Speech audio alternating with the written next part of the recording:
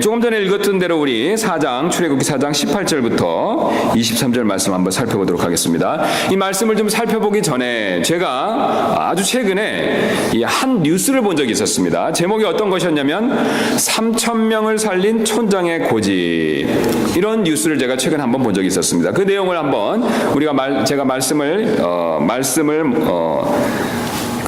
자세히 살펴보기 전에 간단하게 한번 먼저 말씀을 드리도록 하겠습니다. 우리 잘 아시는 대로 우리 2011년 3월에 일본 도쿠 지방에서 이 9.0의 큰 지진이 있었습니다. 여러분 다 기억나시죠? 그때 있었던 일인데요. 이 당시 사망자 수만 15,800명에 이르렀고 실종자가 2,500명에 이르렀었기 때문에 다 합치면 한 18,000명 정도가 죽거나 이렇게 실종을 됐다고 합니다. 많은 사람들이 희생됐었죠. 그런데 이제 흥미로운 것은 이 최악의 재앙이 기적적으로 비켜간 한 마을이 있었다고 합니다. 그러니까 도호쿠 지방에 이렇게 큰 지진이 나서 헬이 덮쳤는데 그 피해로부터 벗어난 마을이 유일하게 하나 있었다고 합니다. 근데 이제 기적같이 이 피해를 면할 수 있었던 것은 바로 이 마을 촌장의 고집 때문이었습니다. 이 마을은 100년 전인 1896년에 15m의 쓰나미로 이 1,000명이 숨진 그런 아픈 기억이 있었다고 합니다. 또한 1933년에는 이 대형 쓰나미가 덮쳐서 600명이 숨지는 또 그런 비극도 겪었던 마을이었었습니다. 그런데 그 쓰나미에서, 두 번째 쓰나미에서 기적같이 살아남은 한 아이가 있었는데요. 바로 와무라라라는 이름을 가진 이 아이가 그 가운데서 아주 어려운 가운데서 이제 홀로 살아남았었는데, 그 마을에서 이제 계속해서 자라서 나중에 이 후다이 마을의 촌장이 되었습니다. 그래서 이 와무라 촌장은 과거에 이 두 번의 참상을 이렇게 항상 마음에 두고 있다가 자신이 꼭 나중에 이 높이 15m의 방두제와 수문을 꼭 건설해야 되겠다라는 마음을 늘 이렇게 가지고 있었다고 합니다. 그러나 이제 높이와 규모가 너무 커서 촌장이 되었지만 이 예산 낭비라고 해서 마을 주민들이 아주 심하게 이 반대를 하게 되었었는데, 어느 정도였냐면 심지어는 바로 옆 마을에 10m 방두대를 쌓은 마을 사람들도 이게 15m니까 너무 높다, 필요 없다라고 이렇게 조롱하는 그 정도로 반대를 받았었다고 합니다.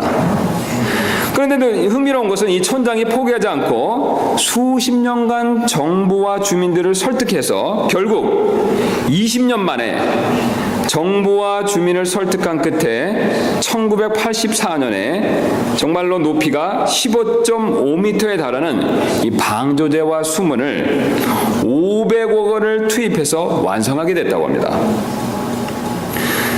그것을 짓고 나서 이 와무라 촌장은 13년 후인 1997년에 세상을 떠났습니다.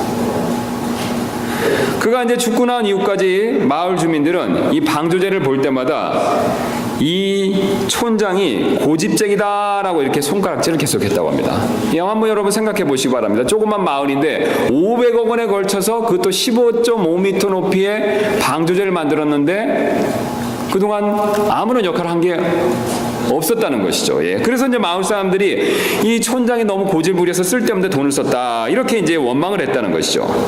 그런데 그가 죽은 뒤 4년 후인 2011년 3월 11일에 14m의 초대형 쓰나미가 덮쳤지만 15.5m의 방조제를 가진 이 후다이 마을만 무사하고 주변에 있는 모든 마을들은 완전히 초토화되었습니다. 바로 옆에 있었던 10m의 방조제를 가진 마을도 완전히 초토화됐다고 합니다. 그래서 방조제 밖으로 그날 하필 나갔던 마을 사람 한 명만 사망하고 마을 사람 3,000명이 전원 무사하게 되는 그런 일이 벌어졌습니다.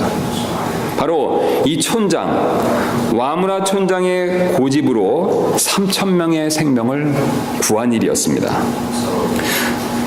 사실 여러분 어떻습니까? 이 와무라 촌장뿐만 아니라 사람은 다 누구나 고집이 있습니다. 여러분들 다 고집이 있으시죠?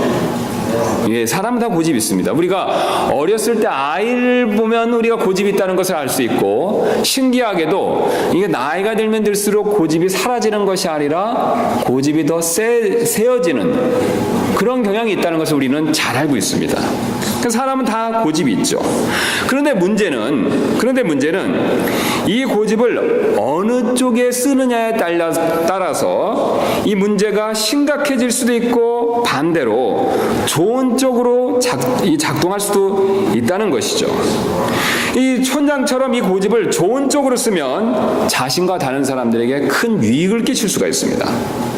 반대로 우리가 이미 아시는 대로 이 고집을 나쁜 쪽으로 쓰면 자신과 다른 사람에게 피해를 끼칠 수도 있다는 것이죠. 사실 고집 자체가 나쁜 것은 아닙니다. 문제는 이 고집을 어느 쪽으로 쓰느냐 여기에 달려 있다는 것이죠. 사실 여러분도 이 살아가시면서 이 고집을 쓸데없이 부려서 이 손해를 보신 적이 아마도 있으실지도 모르겠습니다. 여러분 있으십니까? 예, 저도 있습니다. 예. 또한 쓸데없는 고집을 부리다가 어려움을 겪는 사람, 주변에 있는 그런 사람들을 보신 적도 아마 있으실 것입니다. 사실 쓸데없는 고집의 문제는 우리가 생각한 것 이상으로 심각한 결과를 초래할 수가 있습니다. 왜냐하면 쓸데없이 고집을 부리면 다른 사람과의 관계를 어렵게 할 뿐만 아니라 자기 생각에만 빠져서 이 매사를 지혜롭지 못하게 결정할 때가 많이 있기 때문에 그렇습니다. 게다가 이 쓸데없는 고집은 영적으로는 심각한 문제를 일으킬 수도 있습니다.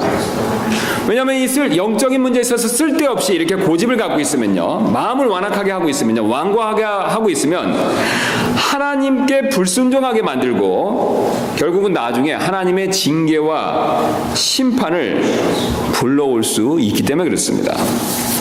사실 오늘 본문에 나오는 파라오가 그 대표적인 예가 되죠. 그렇다면 우리가 한 가지 드는 질문이 있습니다. 이 고집의 문제를 우리는 어떻게 다루어야 될 것인가? 오늘 성경이 사실 이 문제에 대해서, 이 고집의 문제에 대해서 우리에게 답을 알려주고 있습니다. 그래서 오늘 우리는 이 본문 말씀을 통해서 이 고집의 문제를 우리가 과연 어떻게 다뤄야 될지 그 내용을 한번 생각해보는 시간을 한번 갖도록 하겠습니다. 자, 그래서 오늘 다시 한번 본문 말씀을 보시면 이 성경은 고집을 부리는 것은 제가 이제 아주 이해하시기 쉽게 고집을 부린다라는 표현을 썼는데 이 성경은 이 우리가 흔히 쓰는 이 고집을 부린다라는 것을 특별히 마음을 강팍하게 한다라는 표현으로 사용할 때가 많이 있습니다. 그래서 21절 한번 말씀을 다시 한번 보도록 하겠습니다. 주께서 모세에게 이르시되 내가 가서 이집트로 돌아가거든 내가 내 손에 둔 그 모든 이적들을 파라오 앞에서 행하라. 그러나 내가 그의 마음을 뭐라고 표현하고 있습니까, 여러분? 강팍하게 할 터인즉 그가 백성을 가게 하지 아니하리니. 자, 지금 마음을 강팍하게 한다라는 표현을 분명히 하나님께서 쓰시는데요. 자, 이 마음을 강팍하게 한다는 것은 마음이 완고하다라는 뜻을 신명기 2장 30절이 또 보여주고 있습니다. 우리 뒤로 잠깐 넘어가셔서 신명기 2장 30절 말씀 보도록 하겠습니다. 뒤로 넘기시면 신명기 2장 30절이 있습니다. 그래서 2장 30절 말씀 보시면 이렇게 말씀하고 계십니다. 헤스본 왕 시온이 우리가 자기 옆으로 지나가는 것을 허락하지 아니하니라. 이날에 드러난 것과 같이 주 내 하나님께서 그를 내 손에 넘겨주시려고. 그 다음 표현을 유심히 보실 필요가 있습니다. 뭐라고 표현하고 계시냐면 그의 영을 강팍하게 하시고 그 다음에 뭐라고 또 표현하고 계십니까? 그의 마음을 완고하게 하셨느니라. 지금 영을 강팍하게 했다라는 것과 마음을 완고하게 했다라는 것이 비슷하다는 것을 보여주고 있죠. 여러분 확인하셨습니까? 예, 그래서 우리가 고집을 부린다라는 것은 마음을 완고하게 한다는 뜻이고 그것은 오늘 우리가 살펴본 것처럼 마음을 강팍하게 한다라는 것이라고 오늘 성경이 우리가 그 사실을 우리에게 지금 가르쳐주고 있습니다.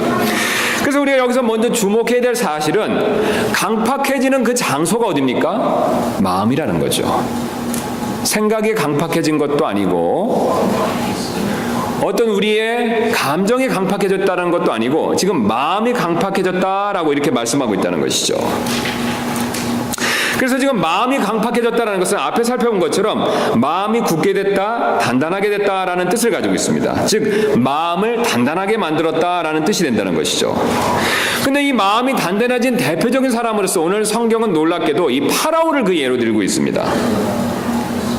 근데 성경을 유심히 보시면 이 파라오의 마음이 어떻게 강팍하게 되었는지, 어떻게 단단하게 되었는지, 어떻게 완고하게 되었는지 두 가지로 나누어서 설명을 하고 있습니다. 물론 오늘 본문에서는 그것을 자세히 설명하고 있지 않지만 앞으로 이 출애굽기 내용을 보시면 하나님께서는 그 파라오의 마음이 어떻게 강팍하게 되었는지에 대해서 두 가지로 나누어서 우리에게 가르쳐주고 계시다는 것이죠.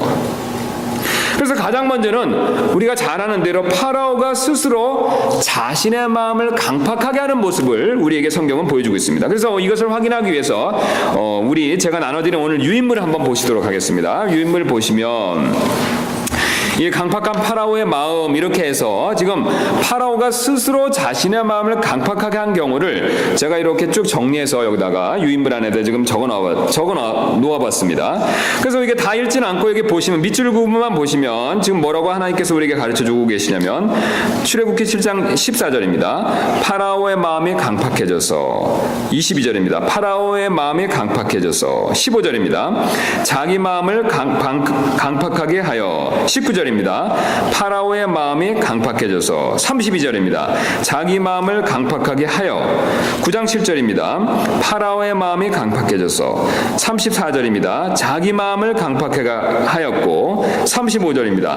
파라오의 마음이 강팍해져서. 자, 이 말씀들을 쭉 보시니까 어떻습니까? 어떤 공통점이 있습니까?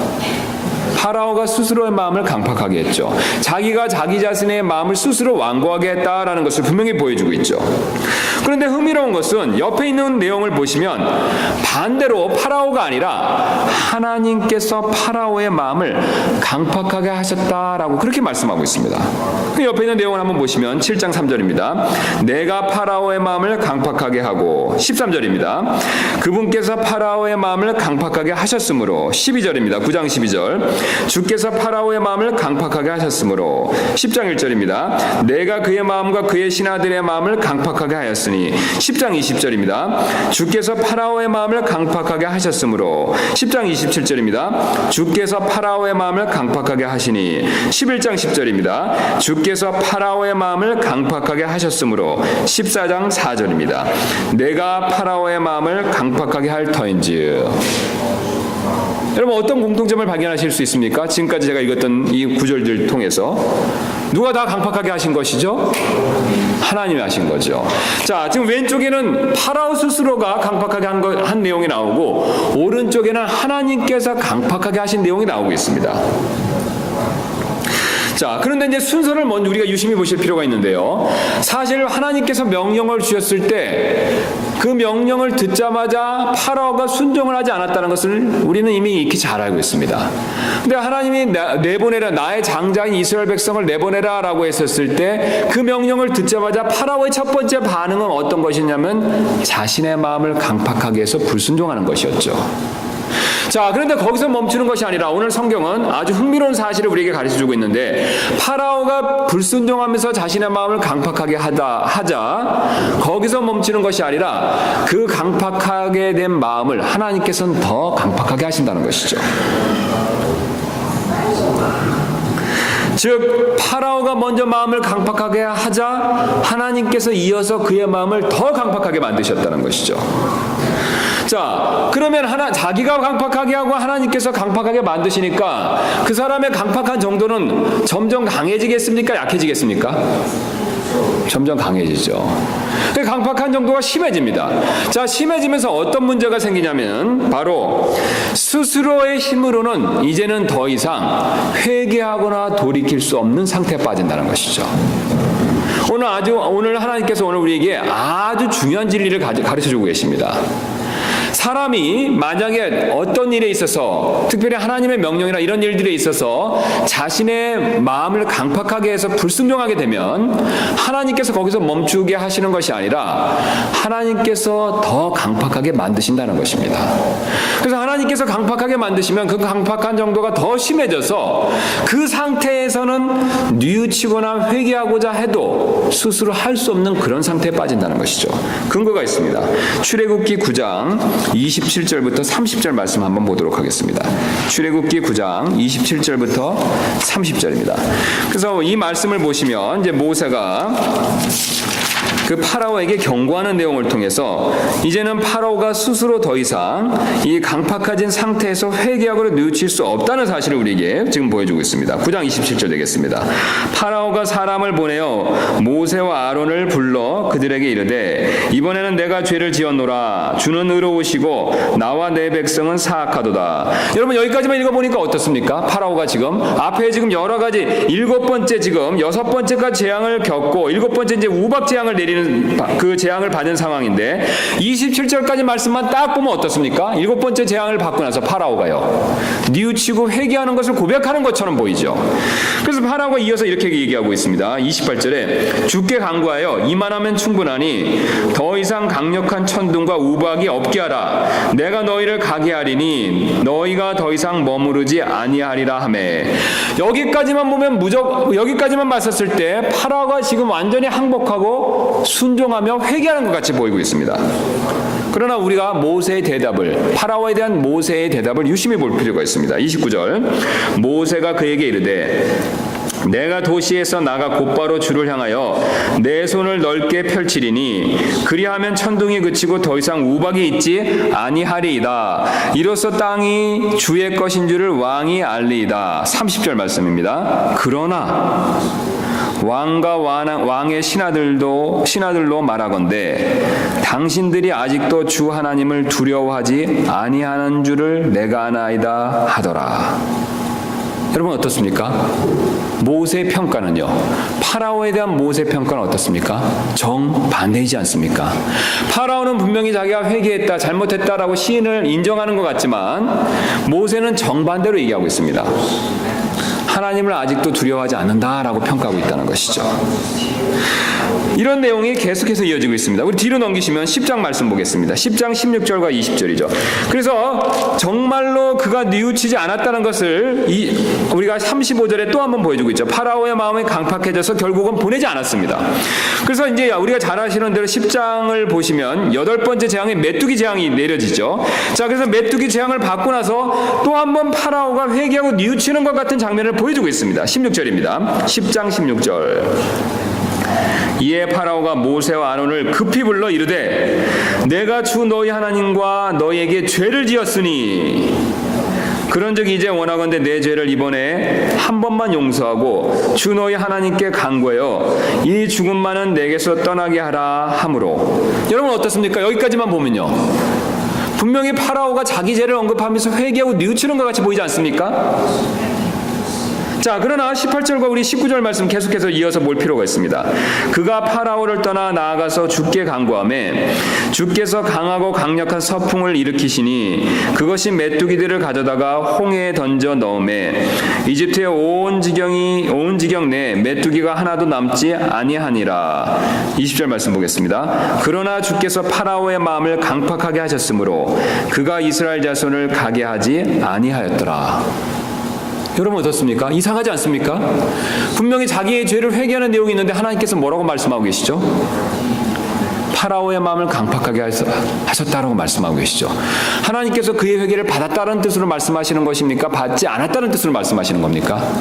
받지 않았다는 뜻으로 말씀하고 계시죠. 여러분, 우리는 여기서 아주 중요한 원리, 진리를 지금 발견하게 됩니다. 제가 아까 설명드렸던 대로 우리가 어떤 일에 있어서 하나님의 명령을 거절하고 불순종하고 마음을 단단하게 하면요, 강팍하게 하면요, 완고하게 하면요, 거기서 끝나는 것이 아닙니다. 하나님께서 어떤 섭리와 목적하에서 이 단단해진 마음의 상태를 하나님께서 더 단단하게 내버려 두신다는 거죠. 마치 파라오의 마음처럼요. 그럼 그런 상태에 일단 딱 빠져들면 그 상황에서는 아무리 돌이키려고 해도 돌이킬 수가 없습니다. 그리고 돌이킬 수 없는 상황에서 결국은 하나님께서 계획해 놓으신 심판을 향해서 어쩔 수 없이 미끄러져 나간다는 것이죠. 우리가 잘 아는 대로 하나님께서 파라오와 이집트 백성에게 몇 번의 재앙을 내리셨습니까? 10번의 재앙을 내리셨죠. 그 10번의 마지막 재앙이 무엇이었습니까? 장자가 죽는 일이죠.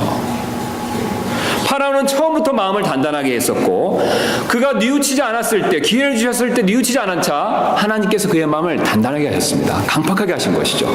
그래서 그 과정이 계속 진행되면서 첫 번째, 두 번째 쭉 이어지면서 결국 마지막에 9번째, 10번째 장자가 죽는 그 심판을 최종적으로 받게 됐다는 것이죠. 결국 하나님께서 10번째 재앙을, 심판을 받게 하시기 위해서 파라오가 처음에 스스로 마음을 강팍하게 한 것을 더 강팍하게 허락하셔서 결국은 심판을 받을 수밖에 없는 상황에 빠지게 만들으셨다는 것이죠. 사실 성경은 이 마음을 강팍하게 하는 것이 이 구원받지 않는 사람에게만 일어난 것이 아니라 구원받은 사람 모두에게 양쪽에서 일어날 수 있다는 것을 보여주고 있습니다. 구원받지 않은 사람이 삶의 특정 문제에서 마음을 강팍하게 하는 경우가 있죠. 지금 파라오가 대표적인 경우입니다. 지금 어떤 분들은 이 파라오가 구원의 문제 때문에 이렇게 어려움을 겪고 있다라고 하는데 사실 우리가 이 본문의 내용을 글자 그대로 본다면 구원의 문제는 사실 아닙니다. 어떤 문제입니까? 이스라엘 백성을 내보내주느냐 아니냐 그것이 문제죠. 적용 차원에서는 구원의 문제 적용할 수가 있습니다. 그러나 우리가 본문 그 자체에서 문맥에 따라 봤었을 때는 내보내주라는, 이스라엘 백성을 보내주라는 그 명령에 불순종했기 때문에 이런 일이 생긴다는 것이죠. 그래서 불신자가 삶의 특정 문제에 있어서 불순종을 하면요, 하나님께서 마음을 강팍하게 하십니다. 자기가 먼저 강팍하게 하면 하나님께서도 강팍하게 하신다는 것이죠. 그리고 그 일에 대한 열매로서 심판과 징계를 받게 하신다는 겁니다. 그 다음에 구원받지 않은 사람이 구원의 문제에 있어서도 마음을 강팍하게 하는 경우가 있습니다. 앞에서 파라오는 자신의 구원 문제가 아니었었습니다. 하나님의 명령에 따라 이스라엘 백성을 내보내냐 아니냐 이 문제였었죠. 자, 그러나 반대로 또 구원받지 않은 사람이 자신의 영적인 문제, 특별히 이 구원의 문제에 있어서 마음을 강팍하게 할 때 하나님께서 그 마음을 강팍하게 하는 일을 계속해서 허락하실 수도 있다는 것이죠. 로마서 2장 5절 보면 찾지 않겠습니다. 다만 내가 내 강팍함과 뉘우치지 아니하는 마음에 따라 진노의 날 곧 하나님의 의로운 심판이 나타나는 그날에 닥칠 진노를 내게 쌓아올리는도다. 그래서 우리가 구원받지 않은 사람이 복음의 말씀을 듣고 처음에 그것을 듣고 그 복음의 말씀 반응하지 않고 불순종하면서 마음을 강팍하게 하면 하나님께서 특별한 목적 하에서 그 사람의 마음을 계속해서 강팍하게 하실 수 있다는 것이죠. 이 원리는 구원받은 사람에게도 여전히 동일하게 적용되고 있습니다. 왜냐하면 구원받은 사람이 삶의 특정 문제, 영적인 일의 문제를 포함해서 삶의 특정한 문제에 있어서 마음을 강팍하게 할 때도 동일하게 이런 원리가 나타날 수가 있습니다. 그래서 히브리서 3장 8절에 이렇게 말씀하고 계십니다.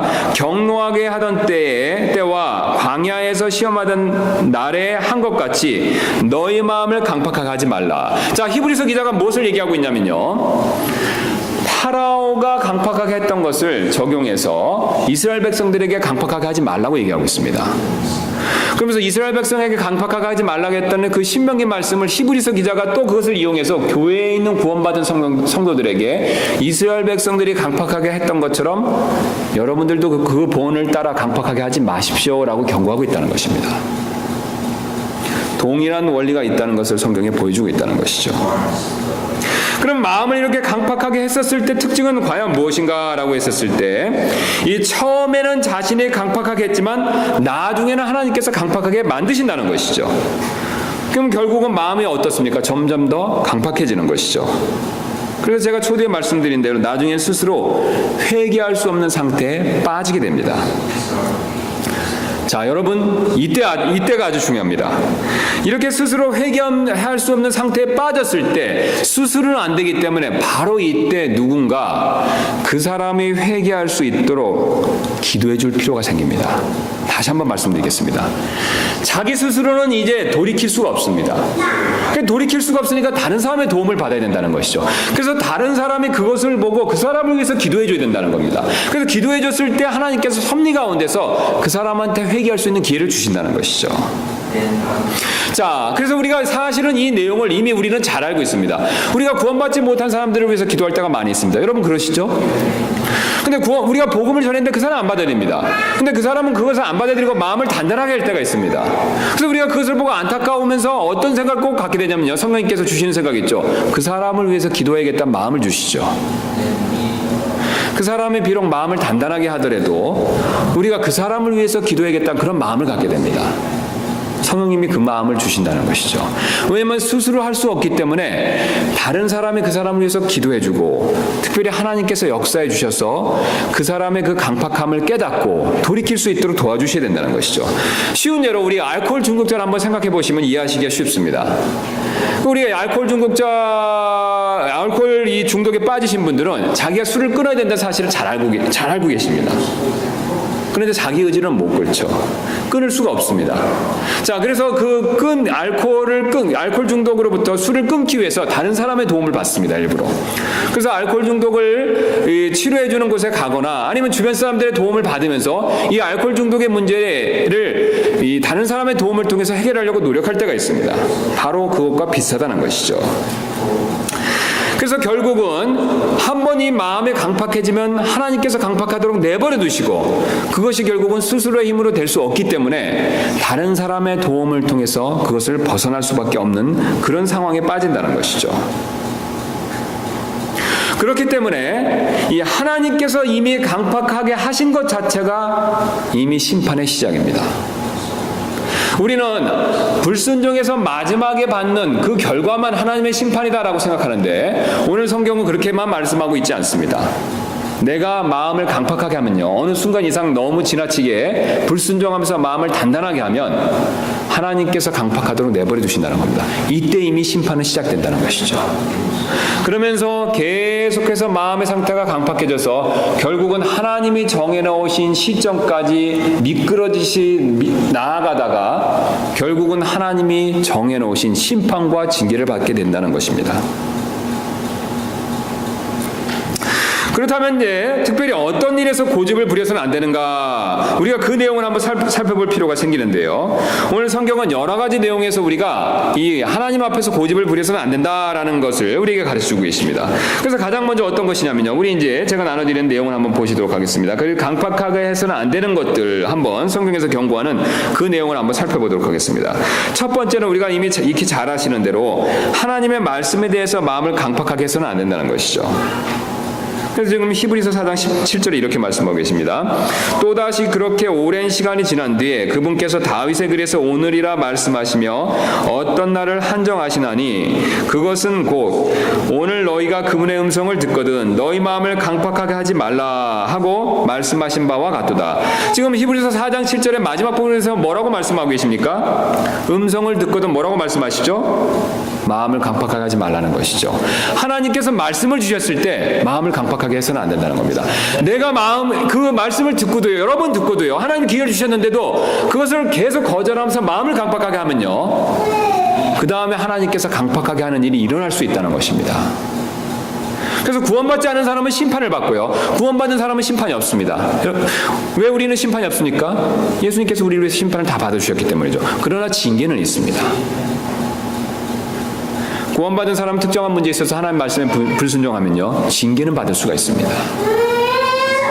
그래서 하나님께서 어떤 경고의 말씀을 주셨을 때, 여러 번 주셨을 때 그것을 거절하면요, 그리고 거절하고 마음을 강팍하게 하면 하나님께서 강팍하게 하도록 내버려 두십니다. 그리고 결국은 하나님이 정해놓으신 징계나 심판을 통해서 미끄러져 나간다는 것이죠. 또 성경은 이 다른 사람들의 조언에 대해서 마음을 강팍하게 해서는 안 된다라는 사실을 보여주고 있습니다. 지금 우리가 살펴봤던 대로 파라오는요, 이 모세나 아론같이 올바른 사람들의 조언에 대해서 마음을 강팍하게 했습니다. 그래서 우리 출애굽기 8장 15절 말씀 보면요, 그러나 잠시 연기된 것을 파라오가 보고는 자기 마음을 강팍하게 하여, 그들은 바로 앞에 나오는 모세와 아론이죠, 모세와 아론의 말에 귀를 기울이지 아니하였으니 주께서 말씀하신 것과 같았더라. 지금 하나님께서 파라오에게 누구를 통해서 말씀하셨습니까? 모세와 아론이죠. 그래서 모세와 아론도 이 동정심을 가진 사람이기 때문에 파라오가 망하는 것을 바라진 않았습니다. 그래서 처음 얘기해서 어땠습니까? 우리를 내보내 주십시오. 그러면 처음 파라오가 말에 순종해서 내보내주면 그 뒤에 아홉 번에 해당하는 피해는 파라오와 이집트 백성들이 받질 않았겠죠. 그런데도 파라오와 그의 신하들은 모세와 아론의 조언을, 직언을 무시했습니다. 사실 우리가 우리 주변에 있는 좋은 사람들의 충고나 조언을 무시할 때가 많이 있습니다. 그런데 그 충고나 조언이요, 때때로는 하나님께서 그 사람들을 통해서 우리에게 주시는 말씀일 수도 있다는 것이죠. 그래서 우리가 주변 사람들이 주는 좋은 말들을 우리가 무시했을 때는 하나님께서 그것을 통해서 마음을 강팍하게 하셔서 심판이나 불신자의 경우는 심판이나 믿는 자 같은 경우는 징계를 받을 수 있다는 것을 우리에게 알려주고 계십니다. 또 흥미로운 것은 파라오는 심지어는 자신의 믿을 만한 신하들의 이 조언도 무시하죠. 그 조언에 대해서 마음을 강팍하게 합니다.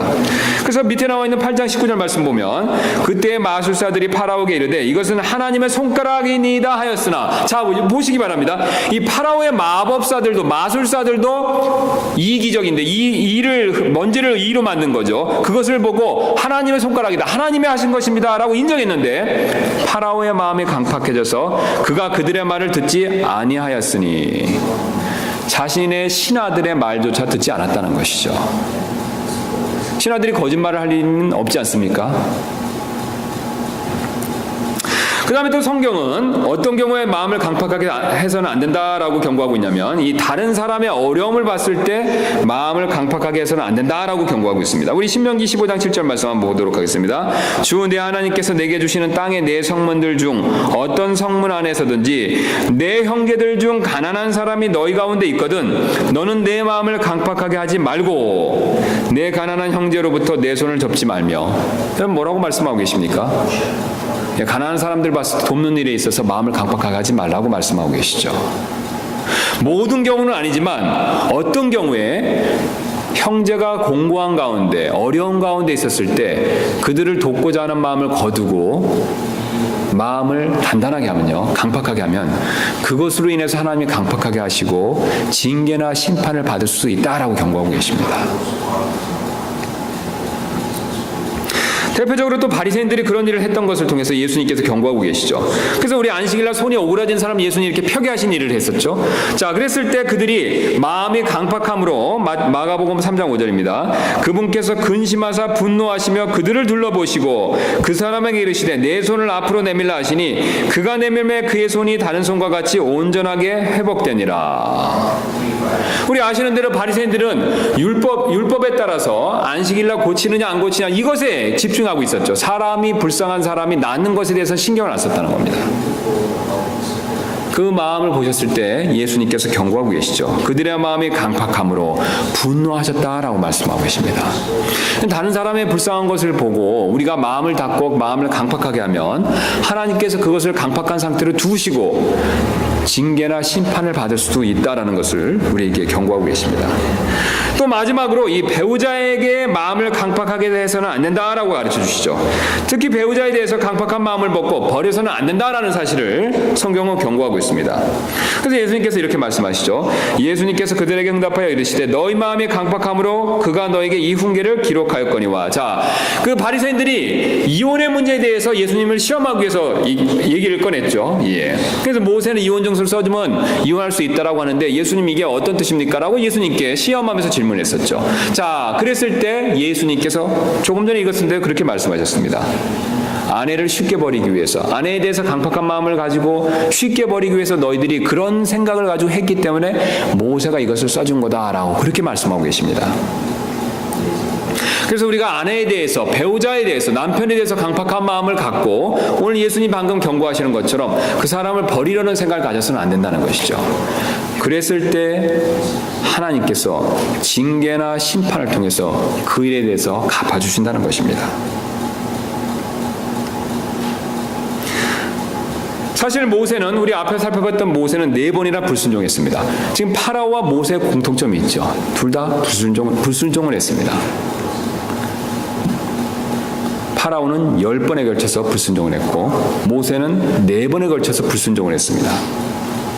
근데 모세는 4번을 불순종을 했지만 마음을 강팍하게 하지는 않았다는 것이죠. 성경은 결코 모세가 마음을 강팍하게 하면서 불순종했다라고 말씀하고 있지 않습니다. 그러나 반대로 파라오는 마음을 강팍하게 만들었기 때문에 결국 우리가 잘 아시는 대로 10번의 심판과 함께 마지막에 10번째 큰 심판을 받습니다. 그래서 잠언 28장 14절은 이렇게 경고하고 있습니다. 항상 두려워하는 자는 행복하거니와 자기 마음을 강팍하게 하는 자는 해악에 빠지리라. 두려워하는 자는 행복하지만 마음을 강팍하게 하는 사람은 해악에 빠질 수 있다라고 경고하고 있습니다.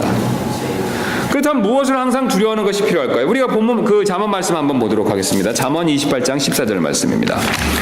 지금 하나님께서 거기서 중요한 내용을 가르쳐 주시는데 한번 잠언 말씀 보도록 하겠습니다. 잠언 28장 14절입니다.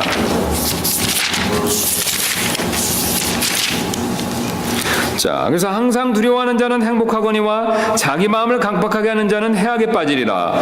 그래서 두려워하는 자는 행복하고 자기 마음을 강팍하게 하는 자는 해악에 빠진다라고 해서 우리가 강팍하게 하는 자가 어떤 해악에 빠졌는지를 살펴봤는데요. 14절은 두려워하는 자에 대한 내용을 가르쳐주고 있습니다. 그래서 그 두려워하는 것이 내용이 어떤 것인지 13절 위에서 가르쳐주고 있습니다. 자기 죄들을 숨기는 자는 형통하지 못하려니와 누구든지 그것들을 자백하고 버리는 자는 궁유를 얻으리라. 여러분 지금 무엇을 가르치고 있습니까? 이 두려워하는 자는 어떤 자냐면요, 자기 죄들을 숨기지 않고 그것을 자백하고 버리는 사람입니다. 자기가 범죄했을 때 그거를 인정하고 자백하고 고백하는 사람이죠. 이 일을 두려워해야 된다는 것이죠. 그래서 이렇게 두려워하는 자는 행복하지만 반대로 이런 일을 하지 않고 마음을 강팍하게 하는 자는 해악에 빠진다라고 경고하고 있습니다. 즉 죄를 짓고도 자백하지 않고 숨기는 일을 두려워해야 되는데 그것을 하지 않으면 반대로 마음이 강팍해질 수 있다는 것이죠. 그래서 히브리서 3장 13절 말씀 한번 살펴보도록 하겠습니다. 그래서 이 사실을 히브리서 말씀이 경고해주고 있죠. 히브리서 말씀 우리가 아시는 대로 구원받은 히브리인들, 그리스도인들에 대해서 경고하는 말씀이죠. 그래서 히브리서 3장 13절 말씀입니다. 이렇게 경고하고 계시죠. 히브리서 3장 13절입니다. 오직 오늘이라고 불리는 때에 서로 날마다 권면하여 너희 중에 아무도 죄의 속임수를 통해서 강팍하게 되지 아니하도록 하라. 여러분 여기서 아주 중요한 내용을 말씀해 주고 계십니다. 강팍해지는 것이 무엇을 통해서 그렇게 되는 겁니까, 여러분? 죄의 속임수죠. 우리가 죄를 지면 나도 모르게 마음이 강팍해지기가 쉽습니다. 그러니까 죄를 지면 마음이 단단해진다는 것이죠. 죄를 지면 마음이 나도 모르게 완고해진다는 겁니다. 그럼 완고해지면 하나님께서 몇 번 경고하시고 그래도 계속해서 내가 뉘우치지 않으면 하나님께서 강팍하도록 내버려 주신다는 겁니다. 그러면 구원받지 않은 사람은 심판을 받고 구원받은 사람은 하나님께서 그것을 깨우쳐 주시기 위해서 마련해 놓은 징계를 받을 수밖에 없다는 것이죠. 그래서 히브리서 기자는 뭐라고 말씀하고 있냐면 내일도 아닙니다. 어제도 아닙니다. 어느 날이라고 말씀하고 있습니까? 오직 오늘이라 불리는 때 서로 날마다 권면하여 너희 중에 아무도 죄의 속임수를 통해서 강팍하게 되지 아니하도록 하라. 여러분 뭐라고 말씀하고 계십니까? 오늘이라고 말씀하시죠. 우리가 비록 구원받았기 때문에 우리는 천국에 갑니다. 여러분 이 사실 믿으십니까? 우리 절대로 지옥 가지 않습니다. 누구 덕분에 가지 않습니까? 예수 그리스도시고 그분 때문에 절대 지옥에 가지 않죠. 그러나 구원받았음에도 불구하고 우리는 매일 날마다 죄를 지을 수가 있습니다. 오늘 우리가 죄를 지을 수도 있다는 것이죠. 근데 그 지은 죄 때문에 우리가 지옥 가지는 않습니다. 그러나 우리가 그 지은 죄로 인해서 마음이 강팍해질 수가 있고요. 그 마음이 강팍해지면 하나님께서 강팍하게 내버려 두실 수도 있다는 것이죠. 그럼 하나님께서 그렇게 내버려 두시면요, 그 결과 하나님께서 우리를 깨우쳐 주시기 위해서 마련해 놓으신, 남겨 놓으신 징계를 받을 수도 있다는 것입니다. 그래서 그 단계까지 가기 전에 사실 우리는 조심할 필요가 있습니다. 우리의 마음을 강팍하게 하지 않게 할 필요가 있다는 것이죠. 그러기 위해서 우리가 매일매일 지은 죄에 대해서 자백하고 하나님 앞에 고백하며 그것을 살필 필요가 있습니다. 그래서 오늘 히브리서 말씀은 이렇게 경면하고 있죠. 서로 날마다 권면하여 너희 중에 아무도 그런 사람이 없게 하라고 말씀하고 있습니다. 우리가 사실 어떤 사람이 죄를 지었을 때 그 사람 자신은 그걸 못 볼 수도 있습니다. 그래서 그런 사람 위해서 제가 앞에서 말씀드린 것처럼 기도해 드릴 필요가 있다는 거죠. 아, 저 형제님 저러면 안 되는데 왜 그러셨을까? 우리가 그것을 보고 정죄할 것이 아니라 기도해 드릴 필요가 있다는 것입니다. 그럼 우리가 기도해 드렸을 때 성령님께서 역사하셔서 자신의 죄를 보고 성령님의 찔림을 받아서 고백하며 자백하며 자신의 마음을 강팍하게 만들지 않게 된다는 것이죠. 그럼 내가 마음을 강팍하게 되지 않으면요, 하나님께서 우리의 마음을 강팍하게 하실 이유가 없습니다. 우리가 마음이 강팍하게 되지 않으면 하나님의 징계를 받지 않게 된다는 것이죠. 사실 하나님께서는 이런 원리로 불신자나 신자를 다루고 계십니다. 그래서 제가 목회자로서 이렇게 여러 성도님들을 상담하면 어려운 일을 겪으셨을 때 참 힘들어 하십니다. 저는 건강에 이런 문제가 있습니다. 사업에 이런 문제가 있습니다. 무슨 가정에 이런 문제가 있습니다. 그런데 그 어려운 문제가 모두 다 항상 그런 것은 아니지만 상당 부분이 내가 오늘 주님께서 말씀하신 것처럼 나의 죄를 자백하지 않고 마음을 강팍하게 하고 그 강팍하게 된 결과 하나님께서 더 강팍하게 하셔서 징계로서 받는 어려움일 수도 있다는 것이죠. 물론 모든 어려움이 나의 잘못만은 아닙니다. 하나님께서 욥과 같은 경우에는 특별히 어떤 섭리 가운데서 그 일을 더 믿음을 증대시켜 주시기 위해서 특별한 죄가 없지만 그런 건 어려움을 허락하실 수도 있습니다. 근데 그런 경우가 아니라면요, 오늘 주님께서 우리에게 가르쳐 주시는 것처럼 나의 고백하지 않는 어떤 죄로 인해서 내 마음이 강팍해지고 그 결과 하나님의 강팍하게 하심으로 인해서 징계를 받을 수도 있다는 것입니다. 그래서 우리가 이 부분에 대해서 깊이 한번 자기 자신을 살펴볼 필요가 있습니다. 그래서 자기 자신을 오늘 히브리서 경고의 말씀처럼 늘 살펴서 하나님 앞에 마음을 단단하게 하시지 않는 저와 여러분 되시기를 주님의 이름으로 축원합니다. 우리